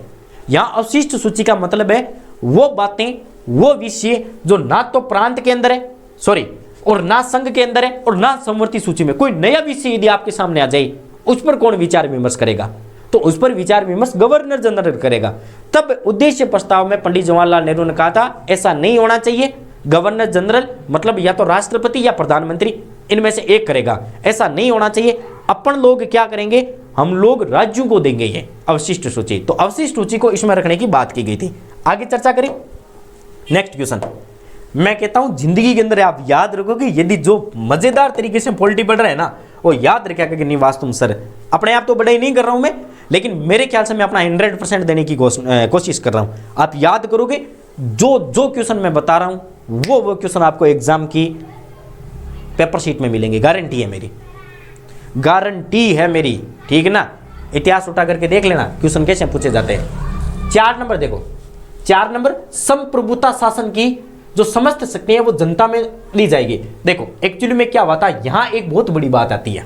कौन सी बात आती है सर जी? शक्तियों का भी तो बंटवारा हो गया था। बिल्कुल नीलम जी, शक्तियों का बंटवारा हुआ था। तो हम ये क्या पढ़ रहे, शक्तियों का बंटवारा ही तो पढ़ रहे 1935 के अंदर। 1935 में हम लोग शक्तियों का बंटवारा ही तो पढ़ रहे। शक्तियों के बंटवारा जो आप अभी संविधान में पढ़ रहे हो ना, राज्य सरकार, केंद्र सरकार और प्लस के अंदर समवर्ती सूची का, ये शक्तियों का बंटवारा हमने 1935 भारत शासन अधिनियम से लिया था। ठीक है, 1935 का भारत शासन अधिनियम मैं पढ़ाऊंगा जब आधुनिक हिस्ट्री पढ़ेंगे, तब गांधीवाद वगैरह पढ़ेंगे ना तब मैं पढ़ाऊंगा, ध्यान में रख लेना। ठीक है, ठीक है। तो ये जो शक्तियों का बंटवारा है, अभी हम लोग क्या पढ़ रहे बताए, अभी हम लोग पढ़ रहे उद्देश्य प्रस्ताव जो पंडित जवाहरलाल नेहरू ने तैयार किया था उसकी बातें पढ़ रहे हैं। ठीक है ना, हालांकि इसमें से कुछ बातें हटाई जाएगी, कुछ बातें रखी जाएगी। आगे देखो, पंडित जवाहरलाल नेहरू ने मतलब एक अधिवेशन किया था, बॉम्बे अधिवेशन। उस बॉम्बे अधिवेशन के अंदर पंडित जवाहरलाल नेहरू ने एक बात कही थी कि जब भी भारत आज़ाद होगा, भारत आज़ाद होने के बाद यदि कोई भी सरकार आएगी तो वो सरकार कौन सी आएगी, लोकतंत्र आएगी। लोकतंत्र का मतलब है जनता के द्वारा चुना गया, और जनता के मतलब सर्वे, उसमें सबसे ज्यादा इंपॉर्टेंट काम कौन करेगी, जनता करेगी। जनता के द्वारा ही चुना गया शासन कौन सा कहलाता है, लोकतंत्र कहलाता है। तब इसने कहा था कि भाई साहब स्पष्ट रूप से लिखो भारत के अंदर कौन सी सरकार आएगी, लोकतांत्रिक सरकार आएगी। इसलिए उन्होंने कहा था कि संप्रभुता शासन की जो समस्त शक्तियां हैं वो किसके हाथों में जानी चाहिए, जनता के हाथों में जानी चाहिए। ठीक है, सुरेश जी भी जुड़ चुके, यस सर जी बिल्कुल, आ जाओ आगे। अल्पसंख्यों, जनजातीय क्षेत्रों और पिछड़े क्षेत्रों और सामाजिक रूप से जितने भी वंचित है, पिछड़े वर्ग है, उनके हितों के लिए, संरक्षण के लिए विशेष प्रावधान किया जाएगा। देख लो यहां ये बात रख रहा है, हालांकि इस समय संविधान के अंदर ये बातें रखी नहीं गई थी, ये बातें नहीं रखी गई थी। ये बातें जब पंडित जवाहरलाल नेहरू उद्देश्य प्रस्ताव में रखेगा, उसके बाद इनके लिए अलग समितियां बनाई जाएगी कि हाँ यार ये बात तो सही है। ऐसे भी बहुत सारे क्षेत्र जो पिछड़े हुए थे, आपको पता है, हम लोग उनकी बातें कर रहे हैं। हम लोग उस टाइम की बात करें जब हमारे साथ बहुत ज्यादा भेदभाव किया जाता था, ठीक है ना। तो उसमें SC/ST वाले जो निम्न वर्ग के लोग हैं वो बेचारे जानते नहीं थे कि कलम क्या चीज होती है, ठीक है ना। तो उन सब चीजों के लिए बीड़ा उठाते कौन, पंडित जवाहरलाल नेहरू, वो अपने उद्देश्य प्रस्ताव में रखते हैं। नागरिकों को सामाजिक, आर्थिक और राजनीतिक न्याय दिया जाएगा। जनता को सामाजिक, आर्थिक और राजनीतिक तीनों न्याय दिया जाएगा, यह भी ध्यान में रखना। प्रतिष्ठा, अवसर तथा विधि के समक्ष समानता की बातें रखी जाएगी। उसके बाद विचार, अभिव्यक्ति, विश्वास, धर्म, उपासना और संघ की स्वतंत्रता, यानी ये व्यवसाय और कार्य करने की भी उनको क्या दी जाएगी, छूट दी जाएगी, होनी चाहिए। ये बात भी हमारे संविधान में आनी चाहिए। ये बात कौन लिख रहा है उद्देश्य प्रस्ताव में, पंडित जवाहरलाल नेहरू लिख रहा है। कौन लिख रहा है, पंडित। सब पढ़ाई पर ध्यान रखना, कोई बात करे किसी को परेशान मत करो वरना टाइम आउट हो जाओगे। बिल्कुल एकदम सही बात है भाई, सारे के सारे पढ़ाई पर ध्यान दो, यहाँ मैं अपनी एनर्जी वेस्ट कर रहा हूँ। आगे चलो, उसके बाद विश्व शांति और मानव कल्याण को प्रोत्साहन देना चाहिए। स्वतंत्र भारत में जल, थल और नभ के पूर्ण स्वतंत्र होने चाहिए। अब देखो 22 जनवरी 1947, हाँ ये चीज देखो, अभी हम पढ़ रहे थे ना कि भाई इसको कब अपनाया गया था उद्देश्य प्रस्ताव को, 22 जनवरी 1947 को संविधान सभा ने उद्देश्य प्रस्ताव पारित किया था। एक चीज ध्यान में रख लेना, आप जो नवंबर बता रहे हो ना वो चीज नहीं है। उद्देश्य प्रस्ताव 13 दिसंबर को कब आया था, 13 दिसंबर 1946 को संविधान सभा में पंडित जवाहरलाल नेहरू के द्वारा रखा गया था। लेकिन पाकिस्तान के बार बार परेशान करने की वजह से, पाकिस्तान के अलग होने की वजह से हम लोगों ने इस पर एक बार चर्चा नहीं की थी। और जब ये समस्या पूरी की पूरी खत्म हो गई थी, देखो हम आजाद कब हुए थे, ठीक है ना, सॉरी 26 जनवरी, अरे छोड़ो एक मिनट, 22 जनवरी 1947 को, कब है, 22 जनवरी 1947 को इसी उद्देश्य प्रस्ताव को संविधान सभा ने स्वीकार लिया था, ठीक है ना। इसी उद्देश्य प्रस्ताव को संविधान सभा ने स्वीकार लिया था। कब स्वीकारा था? 22 जनवरी को स्वीकारा था। तो दोनों चीजें फैक्ट, 26 नवंबर, 26 जनवरी, 26 अक्टूबर, ये सब चीजें गलत है। एक बात ध्यान में रख लेना, इसको कब स्वीकारा गया था? 22 जनवरी को स्वीकारा गया था। कब स्वीकारा गया था? 22 जनवरी को। अब मुझे बताओ, आपको उद्देश्य प्रस्ताव समझ में आया या फिर नहीं आया? जल्दी से कॉमेंट करके बताओ, उद्देश्य प्रस्ताव समझ में आया नहीं आया? कम ऑन फास्ट, जल्दी।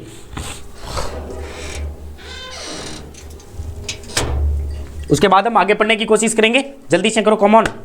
उद्देश्य प्रस्ताव आपको समझ में आया नहीं आया? कोई कहीं नहीं जाएगा, आप 2 मिनट वेट करो, मैं पानी लेके आ जाता हूँ, बहुत ज़्यादा प्यास लगी है। हाँ कि 15-20 मिनट होगी कि क्लास? अच्छा हाँ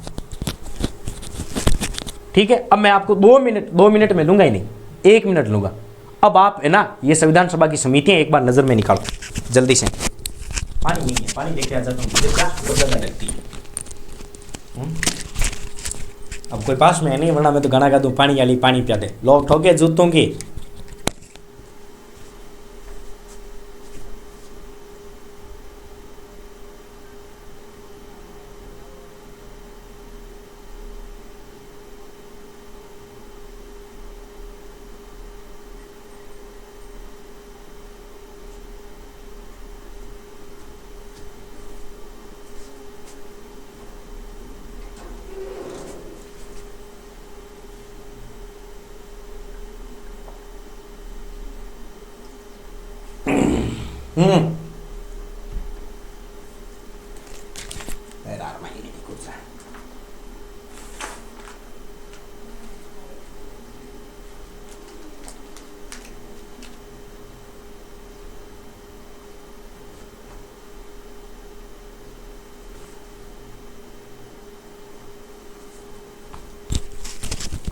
आ गया? बहुत बहुत धन्यवाद आपका। भगवान आपका वो करे, भला करे कि आपको कुछ समझ में आ गया। आगे चले? आ गया sir, yes sir, yes sir, yes sir. ठीक है, आगे आ जाओ। देखो, अब हम पढ़ेंगे संविधान सभा की प्रमुख समितियां। कौन सी पढ़ेंगे? संविधान सभा की प्रमुख समितियां। ओहो, कब से स्टार्ट कर दी क्लास? विराट सैनी जी, क्लास हमारी 2 बजे परमानेंट होती है, 2:15 बजे से। कहाँ रहते हो आप लोग?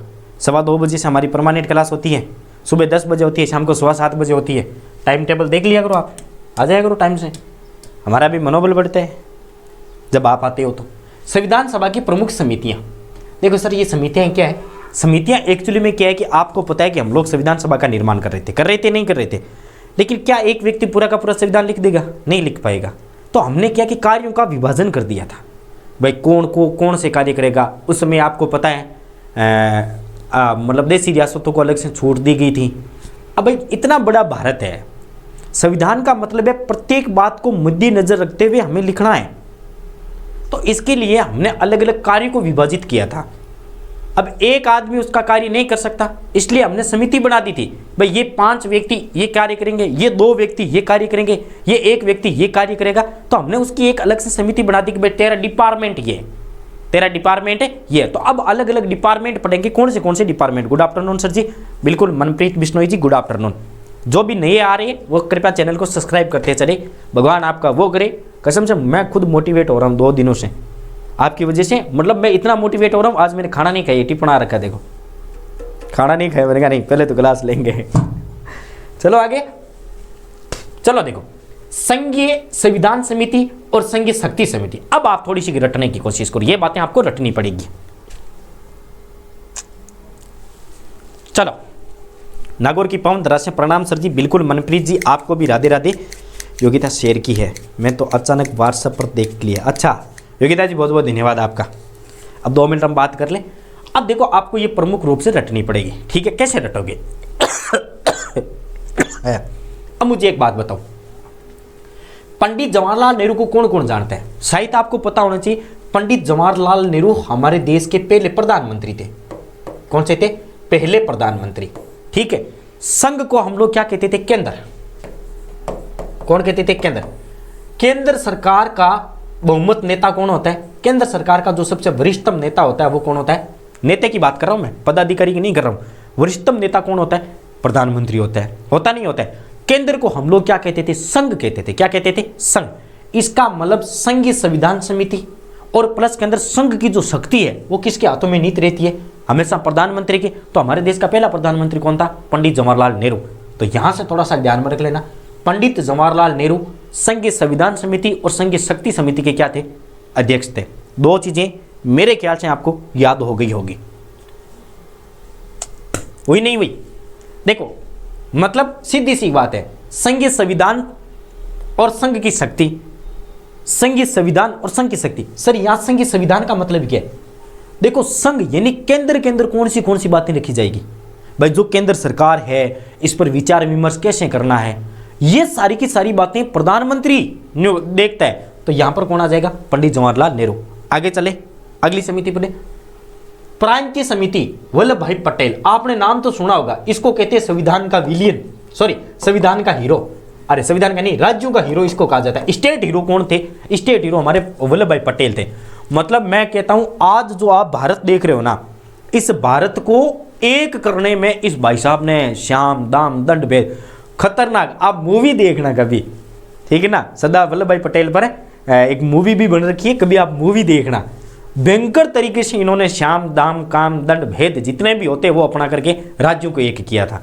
तो राज्यों के पुनर्गठन के अंदर यदि सबसे ज्यादा किसी ने योगदान निभाया था तो वो किसने निभाया था? इन्होंने, सरदार वल्लभ भाई पटेल ने। उस समय हम लोग राज्यों को क्या कहते थे? प्रांत कहते थे। राज्यों को क्या कहते थे? प्रांत। तो हमने कहा भाई प्रांतीय संविधान समिति के अध्यक्ष कौन हो जाएंगे? सरदार वल्लभ भाई पटेल। देखो एक्चुअली में क्या हुआ था, कैबिनेट मिशन जब भारत आया था ना, तो कैबिनेट मिशन ने एक बात कही थी कि जो देसी रियासतें हैं, लगभग 565 संख्या थी देसी रियासतों की, ये 565 देसी रियासतें चाहे तो भारत में मिले, चाहे तो पाकिस्तान में मिले, चाहे तो अपना एक अलग स्वतंत्र रियासत बना सकती है। तो सरदार वल्लभ भाई पटेल ने कहा था, देखो कैसे, अब मैं आपको एक बात बताता हूं, सरदार वल्लभ भाई पटेल ने इतना बड़ा बजा क्यों उठाया था। देखो जैसे मान लो ये इंडिया है, मान लो आप गणित पढ़ रहे हो, सुनील की बीवी आपकी है, वैसे ही मान लेना। अब कोई देसी रियासत यहां पर है, एक देसी रियासत यहां पर है, एक देसी रियासत यहां पर है, एक देसी रियासत यहां पर है, एक देसी रियासत यहां पर है। ऐसे मिलाकर के टोटल भारत के अंदर कितनी देसी रियासतें थी? 565 थी। अब यदि मान लो कोई देसी रियासत ये बोले कि भाई ये मान लो देसी रियासत ए ने बोल दिया मैं तो स्वतंत्र रहूंगी, अपने आप को तो फ्रीडम रखेंगे, ना तो पाकिस्तान में मिलेंगे ना भारत में मिलेंगे। अब ऐसे ही करके मान लो 200 रियासतें ऐसे बोल देगी भाई अपन तो अलग अलग रहेंगे। क्या बताओ अभी जो वर्तमान के अंदर आप भारत देख रहे हो, क्या उसका निर्माण हो पाता? क्या उसका निर्माण हो पाता? नहीं हो पाता। कैसे हो पाता? क्या एक अखंड भारत का निर्माण हो पाता? नहीं हो पाता। अब संविधान सभा के जो सदस्य थे उनकी टेंशन हो गई कि यार कैबिनेट मिशन ओ धोखो कर गयो। अब यदि कैबिनेट मिशन ये नहीं बोलता, 1935 में भी ये बोला था, जब हम अखंड भारत का निर्माण कर रहे थे तभी उन्होंने बोला था देसी रियासतें स्वतंत्र है। ये तो देसी रियासतों ने उसमें बहिष्कार कर दिया था और भारत का निर्माण नहीं हो पाता, वरना हम आज भी आज़ाद नहीं हो पाते। ऐसी व्यवस्था लागू करने वाले थे अंग्रेज। तब सरदार वल्लभ भाई पटेल ने कहा इसका जिम्मा मुझे दो, मैं दिन रात एक कर दूंगा, लेकिन ये 565 रियासतों को भारत में मिलाऊंगा, मेरी गारंटी है। तो हमारे डॉक्टर जो राजेंद्र प्रसाद जी थे उन्होंने इनको एक बात कही कि राजेंद्र प्रसाद जी आप एक काम करो कि क्या कि आप वैसे भी घूमने के लिए जा रहे हो। राजेंद्र प्रसाद जी ने वल्लभ भाई पटेल को कहा कि आप वैसे भी राज्य टू राज्य घूमोगे, तो आप एक काम करना, राज्यों के संविधान की आप गारंटी ले लो। तो थोड़ा सा ध्यान में रख लेना, प्रांतीय संघ समिति के अध्यक्ष किनको बनाया गया था? वल्लभ भाई पटेल को बनाया गया था। अब उसके बाद देखो जब हमने उद्देश्य प्रस्ताव पढ़े थे नहीं पढ़े थे, उद्देश्य प्रस्ताव पढ़ा था तो पंडित जवाहरलाल नेहरू ने कहा ये बातें आनी चाहिए, वो सारी की सारी बातें यहां पर पंडित जवाहरलाल नेहरू को आ जाएगी। पंडित जवाहरलाल नेहरू ने उद्देश्य प्रस्ताव में रखा था मूल अधिकार होने चाहिए, नंबर 1 बात। नंबर 2 अल्पसंख्यक जनजाति क्षेत्र है, प्लस में आंशिक जो बाहरी क्षेत्र बाहरी समितियां, ये इसके लिए भी एक अलग चीज होनी चाहिए, ठीक है ना। अल्पसंख्यकों के लिए इनके लिए भी एक अलग कानून बनना चाहिए भाई, इनके साथ भेदभाव वगैरह नहीं होना चाहिए। उन्होंने कहा ठीक है, तो इसका भी किसको बना दिया था? पटेल को बना दिया था, सरदार वल्लभ भाई पटेल को। क्यों बनाया था? देखो मूल अधिकार किसके लिए? जनता के लिए। किसके लिए? जनता। और जनता कहाँ निवास करती है? राज्यों के अंदर करती है। अब जनता भी अलग अलग भागों में डिवाइड थी, कोई अल्पसंख्यक था, कोई जनजाति क्षेत्र से था, ठीक है ना। तब उन्होंने कहा भाई आप फिर रहे हो तो आप थोड़ा सा ये डिपार्टमेंट भी संभाल लो। तो मूल अधिकार अल्पसंख्यक जनजाति क्षेत्र है, वो ये जो समिति है ये किसको दी गई थी? सरदार वल्लभ भाई पटेल को। इन्होंने कहा आप जानो और आपका काम जाने, आप जानो और आपका काम जाने।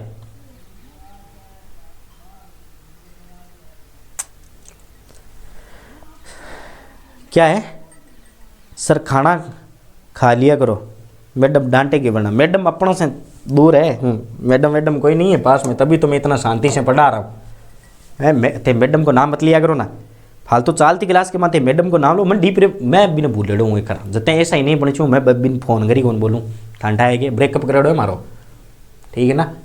हाँ, जब तक ऐसा ही नहीं बढ़ेंगे तब तक आप ये मैडम से बात नहीं करेंगे और ना घर पे जाएंगे, कसम खा रखी है। इसलिए मैंने स्टूडियो दूर सेट कर रखा है। अब बाकी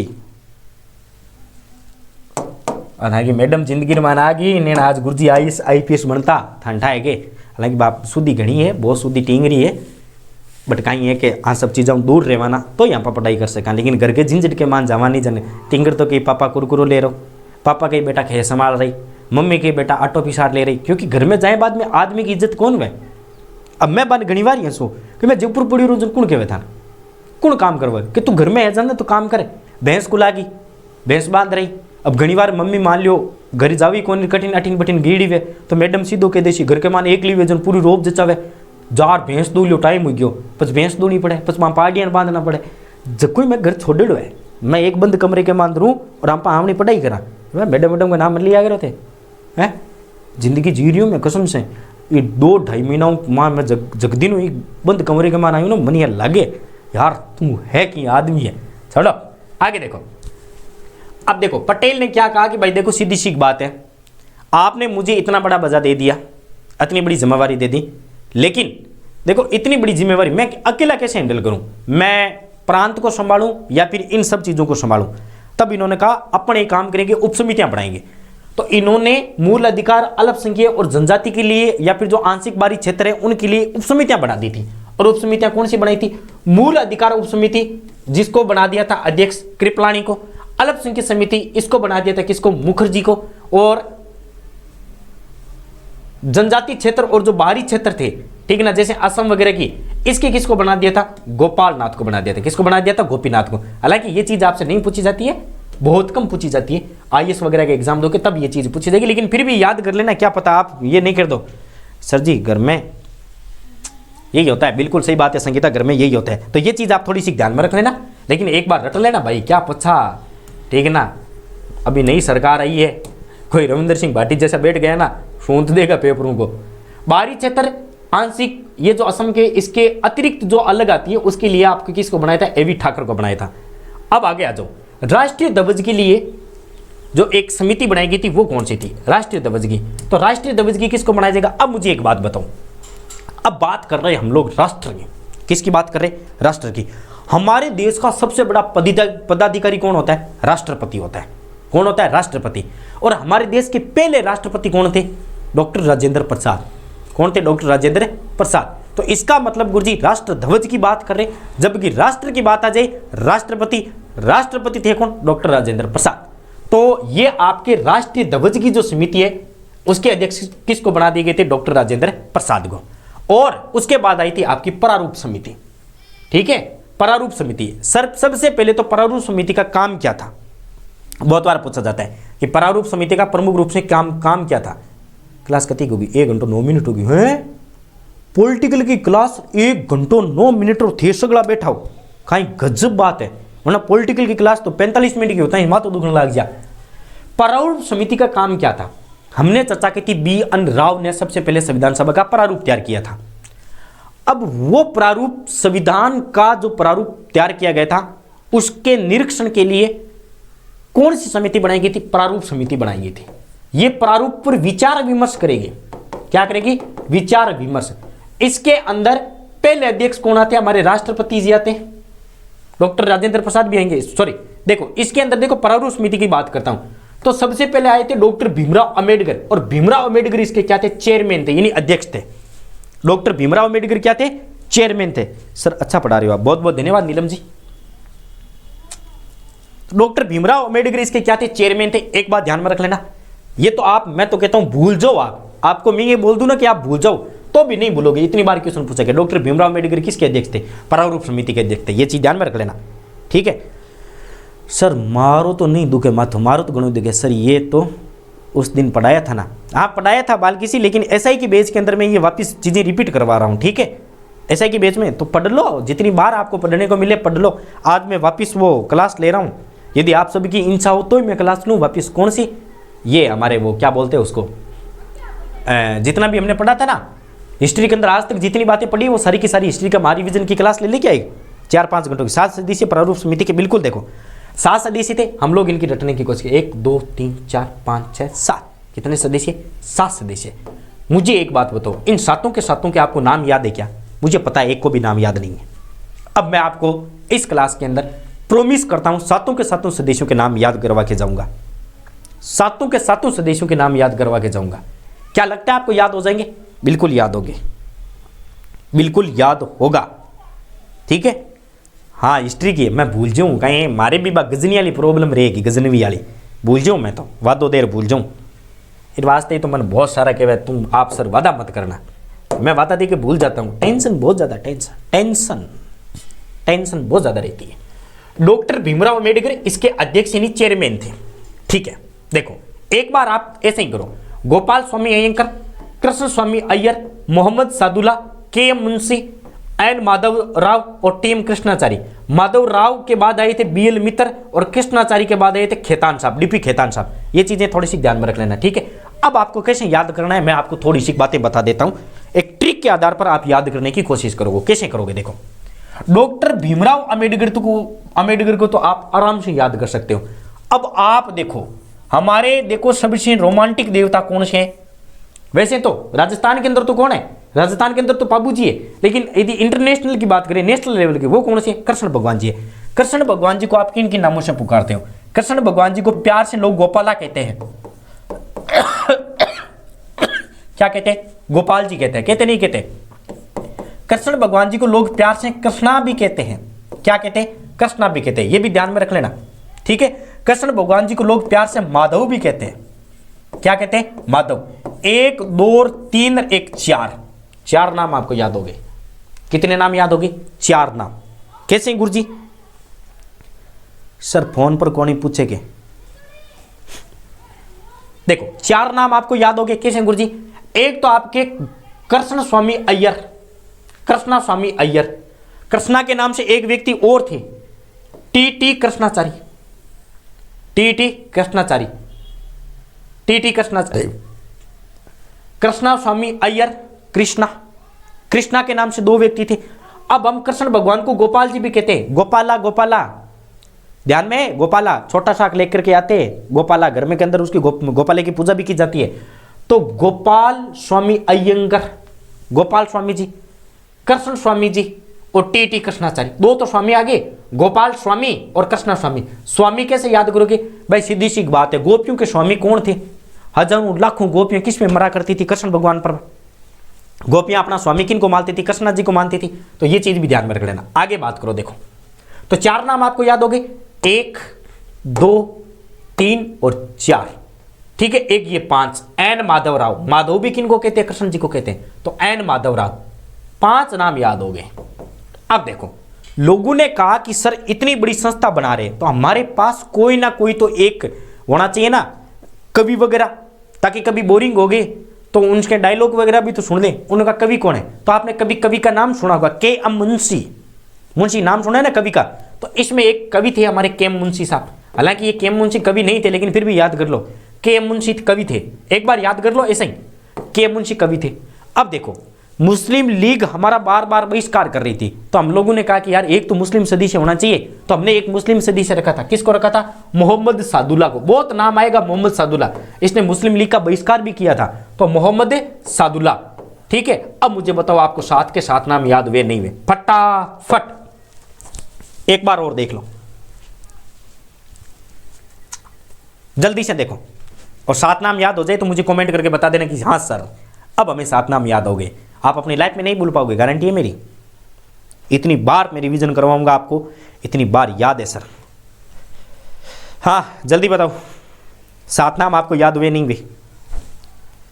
याद करना है तो ऐसे करो ताकि जिंदगी में कभी दोबारा आपको याद करने की जरूरत ना हो, ठीक है ना। एक है ना, मैं आपको एक बात बताता हूँ। यस सर, बिल्कुल संगीता जी, यस सर, जल्दी से बताओ भाई, याद हुए नहीं हुए? पैर दुखने लगे मेरे तो। डॉक्टर भीमराव अम्बेडकर, फिर गोपाल जी महाराज गोपाल स्वामी, फिर कृष्ण जी महाराज कृष्ण स्वामी, फिर एक कृष्ण भगवान होते, कौन से थे? टीएम कृष्णाचारी नहीं, गुरुजी माधव भी बोलते हैं, तो एन माधव भी बोलते हैं इनको, क्या बोलते हैं? नटखट माधव। गोपियों ने नाम सुना होगा नटखट माधव, तो एन माधव यानी नटखट माधव आ गए थे। फिर हमने एक बोला कि नहीं सर मुस्लिम स्वदेशी भी होना चाहिए, तो हमने किसको बनाया था? सादुल्ला को, ठीक है ना। किसको बनाया था? मोहम्मद सादुल्ला को। और एक कवि भी होना चाहिए, केम मुंशी को। 7 स्वदेशी याद हुए नहीं हुए? बस इसकी जगह बीएल मित्र और इसकी जगह खेतान शाह, दोनों आपको रटने पड़ेंगे। मेरे ख्याल से तो आपको याद हो गए होंगे, ठीक है। आगे चले, आगे आ जाओ, नेक्स्ट बात करते हैं। हाँ, अब जो 7वीं समिति है वो है कौन सी? Indian state committee. अब इंडियन स्टेट कमेटी, स्टेट किसके हाथ में रहते हैं? वैसे तो स्टेट हाथ में किसके रहते हैं? सीएम के हाथ में रहते हैं, लेकिन यहां उल्टा हो गया। स्टेट किसके हाथ में चले गए थे? नेहरू के हाथ में चले गए थे। किस में रह गए थे? नेहरू के हाथ में।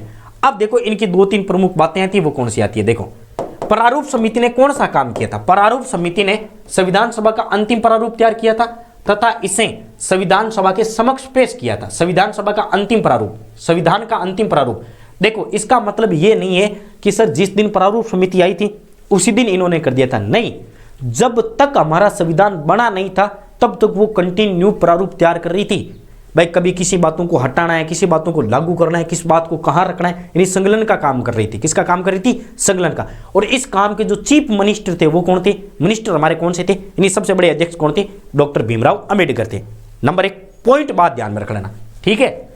तो इन्होंने अंतिम प्रारूप तैयार करके संविधान सभा के अंदर पेश किया था कि भाई आज तक आपने जो सहयोग किया है, आपके सहयोग की वजह से हमने पूरा का पूरा प्रारूप तैयार कर लिया, अब ये प्रारूप रहा, आप पढ़ो।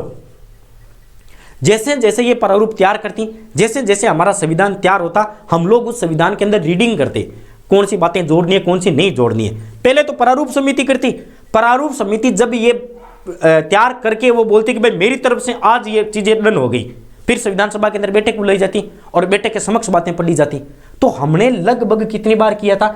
संविधान सभा में, सॉरी, हमने संविधान सभा के अंदर 3 बार पाठन किया था संविधान का। 3 बार पाठन का मतलब है जब तक संविधान नहीं बनता है, जब तक संविधान लागू पूरा रूप से नहीं बनता है, तब तक हमने संविधान को हमारी संविधान सभा में 3 बार पढ़ करके सुनाया था।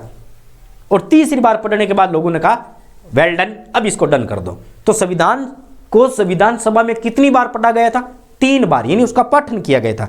कितनी बार पाठन किया गया था? 3 बार। और यह चीज आपको देखो रटनी पड़ेगी, पाठन। देखो सबसे पहले, ठीक है, 4 से लेकर के 9 नवंबर द्वितीय पाठन, 15 नवंबर से लेकर के 17 अक्टूबर तक 1949, और 14 नवंबर से लेकर के 26 नवंबर 1949। और 26 नवंबर 1949 को आपको पता है हमारा संविधान तैयार हो जाता है, हमारा संविधान तैयार हो जाता है। अब मैं आज की क्लास के अंदर है वो आपको एक क्वेश्चन देता हूं, एक ही चीज देता हूं, आप मुझे ये तीनों पाठन कल जो हमारी पॉलिटिकल की क्लास होगी उस पॉलिटिकल की क्लास में कमेंट करके बताओगे कि सर तीनों पाठन कब कब हुए थे। स्क्रीनशॉट ले लेना तीनों पाठन के एक बार जल्दी से। और आज की क्लास को हम लोग यहीं विराम देते हैं और फिर पढ़ेंगे आगे कल, ठीक है। और आप एक काम करना भाई, मैं सभी साथियों से निवेदन करता हूं कि कल के बाद जो क्लासें आएगी ना उसमें आपको बहुत ज़्यादा फेरबदलाव मिलेगा, इनके अंदर बहुत सारी बातें मैं नहीं लिखाऊंगा। इसलिए आप सभी से निवेदन है कि पीडीएफ मैंने थोले एकेडमी पर अभी मैं डाल दूंगा, और जिनको पता नहीं है वो कृपया हमारे ग्रुप को फॉलो कर लें, मुझे व्हाट्सएप पर मैसेज कर दें, नंबर मैंने अबाउट में दे रखे, मैं उनको थोले एकेडमी का वो भेज दूंगा। कल आप एक काम करना, कल आप देखो हिस्ट्री का करो मत करो मुझे नहीं पता, लेकिन आप एक बार पॉलिटिकल के जितने भी नोट्स हैं उनका प्रिंट आउट करवा लेना, अपने पास रखना। मैं बहुत सारी बातें उनके अंदर आपको संशोधन नहीं जोड़वाऊंगा, ठीक है। तो यहां पर आप थोड़ा सा ध्यान में रख लेना। अब मिलते हैं, तब तक के लिए सभी साथियों को जय हिंद, जय भारत।